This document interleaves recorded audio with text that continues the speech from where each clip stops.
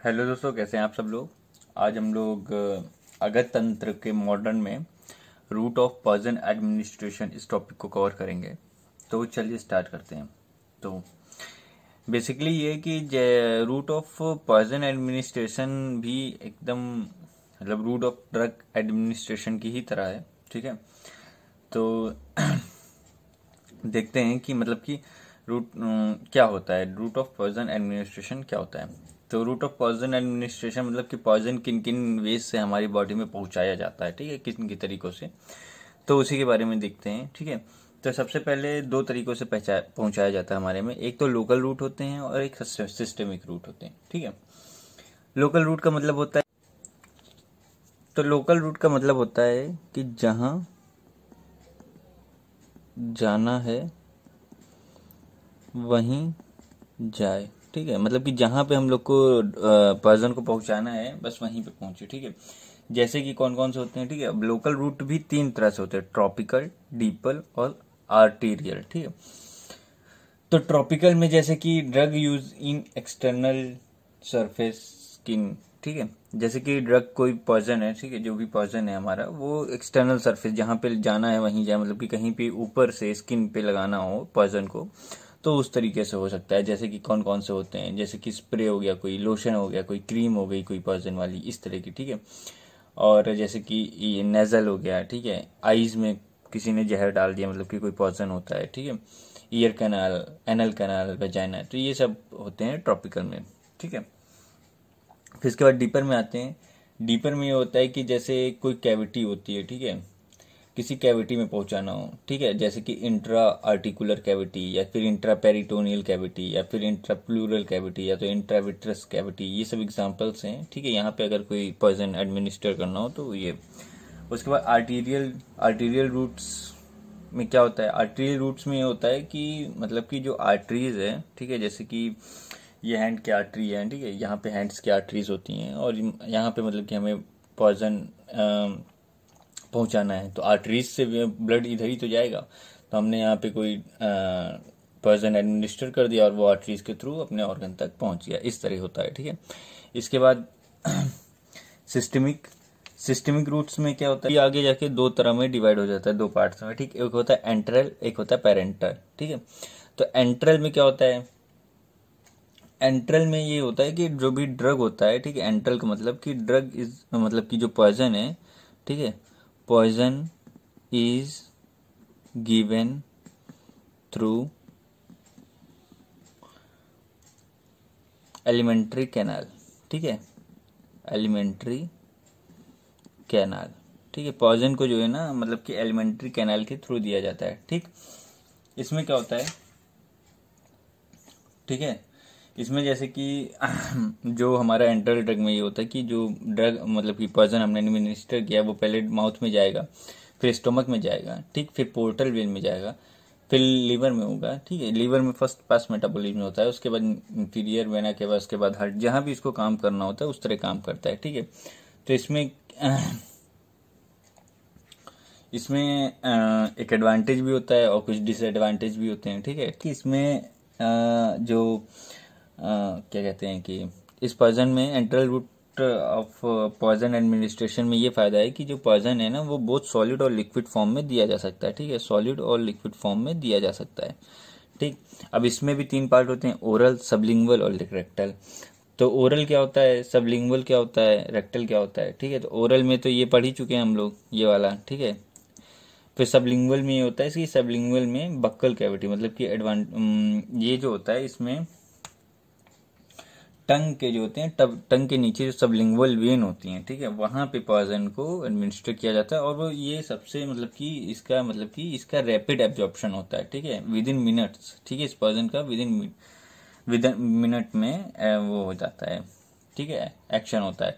और इसकी सबसे खास बात यह है कि लीवर को जो पॉइजन है वो बाईपास कर सकता है। ठीक है, इसके डिसएडवांटेज क्या है, कि डिसएडवांटेज ये है कि तो देखिए सबसे पहले इसके एडवांटेज ये हैं कि रैपिड एब्जॉर्प्शन होता है। ठीक, रैपिड एब्जॉर्प्शन होता है। दूसरा, लीवर बाईपास हो जाता है। ठीक है,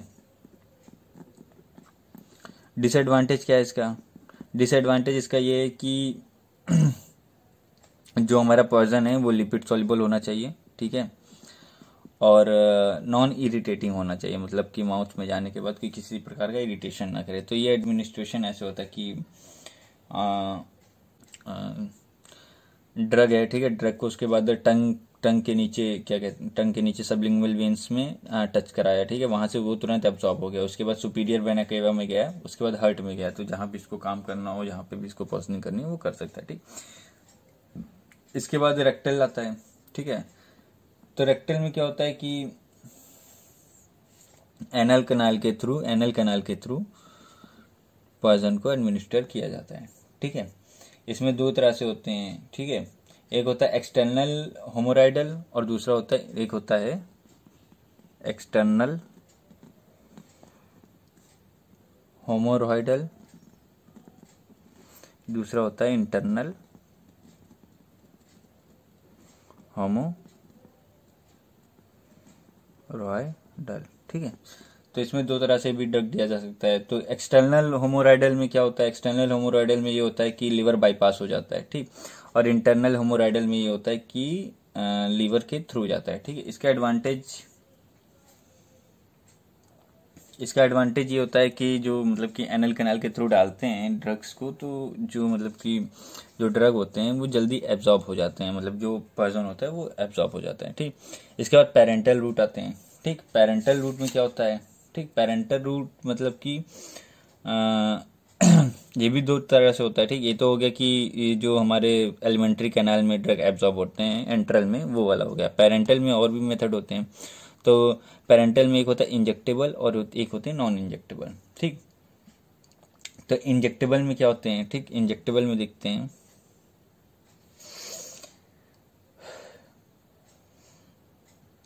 इंजेक्टेबल में आते हैं कि ये इंजेक्टेबल में जो इंजेक्शन के थ्रू दिए जाते हैं। तो इसमें सबसे पहला होता है इंट्रासियस, जो इंजेक्शन के थ्रू दिए जाते हैं, इसमें लिख लेते हैं थ्रू इंजेक्शन, ठीक है।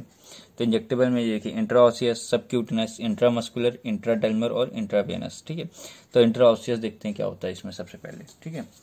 बाद में हम लोग नॉन इंजेक्टेबल पढ़ेंगे। तो इंट्राओसियस हमारा ये होता है, ये जो है ना, ये second fastest route of poison administration या फिर ड्रग एडमिनिस्ट्रेशन में लिख सकते हैं। तो ये जो है ये हमारा second fastest route of poison या ड्रग एडमिनिस्ट्रेशन,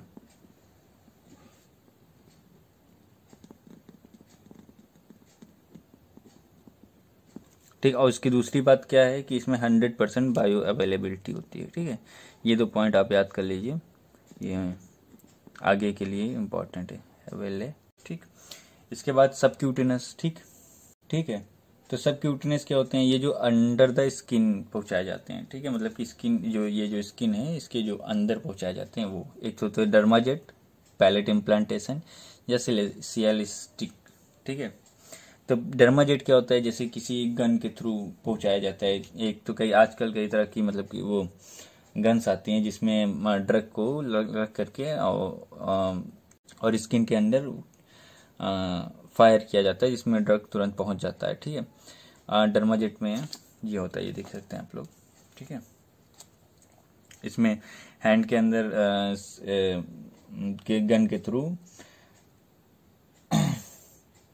गन से फायर किया जाता है, ठीक। उसके बाद पैलेट इम्प्लांटेशन क्या होता है, पैलेट इम्प्लांटेशन ये होता है किसी लॉन्ग टर्म के लिए ड्रग चाहिए होता है, तो वो स्किन के अंदर कट लगा के किसी भी प्रकार से धीरे से और उसको ड्रग या पॉइजन को इम्प्लांट कर दिया जाता है, ठीक है। उसके बाद इसमें मतलब कि ये होता है कि drug in the form of pellet is introduced with the trocar and cannula, ठीक है। इसके बाद जो इम्प्लांटेशन जो होते हैं, ठीक है। इसके बाद सियालिस्टिक में क्या होता है, ठीक है। तो सियालिस्टिक में होता है कि बायोडिग्रेडेबल एंड नॉन बायोडिग्रेडेबल होते हैं। इसमें क्या होता है कि जो क्रिस्टलाइन ड्रग होता है ना, वो ट्यूब पैक्ड इन ट्यूब, ठीक है। उसके बाद वो अंडर द स्किन इम्प्लांट किया जाता है। उसके बाद यूनिफॉर्म लीचिंग ऑफ मतलब कि पॉइजन होती है, मतलब कि धीरे धीरे वो पॉइजन रिलीज होता रहता है, ठीक है। इसके बाद देखते हैं सबक्यूटिनस हो गया। उसके बाद इंट्रामस्कुलर हो गया।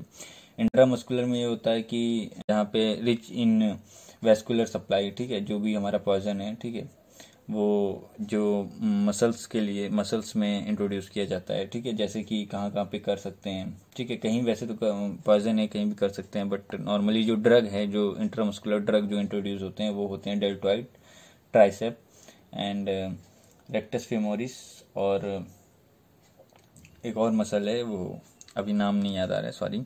और इसके बाद जो इंट्राडर्मल ड्रग हैं, ठीक है, इंट्राडर्मल ड्रग जो होते हैं, ठीक है, drug is injected into skin raising a block, मतलब कि इसको डर्मल मतलब कि स्किन के अंदर इंजेक्ट किया जाता है, ठीक है।